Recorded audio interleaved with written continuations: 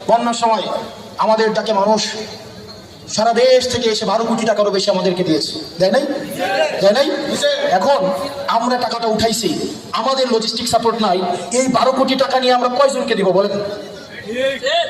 আমরা যদি কাউকে দিতাম পরে উঠতো স্বজনপ্রীতির অভিযোগ, পরে উঠতে যে নিজে টাকা খেয়ে ফেলার অভিযোগ করতো না, করতো না। এই জন্য আমরা যে কাজটা করেছি, আমরা এই টাকাটা দুর্যোগ ত্রাণ মন্ত্রণালয়ের কাছে আমরা দিয়েছি। আপনাদের মোবাইলের ইউটিউবে আপনারা যদি সার্চ করেন এই জিনিসটা আসে কিনা, আসে কিনা? এই তরুণ প্রজন্ম কি শিক্ষিত না নাকি অশিক্ষিত? শিক্ষিত না অশিক্ষিত? সুতরাং যারা অশিক্ষিত, যারা সুম্মন বকমন, অর্থাৎ এটা কি বলা হয়েছে এখানে, যাদের হৃদয়, চোখ এবং কি বুকের মধ্যে কি মেলে দেওয়া হয়েছে, মোহর মনে দেওয়া হয়েছে, তারা দেখবে না এইসব।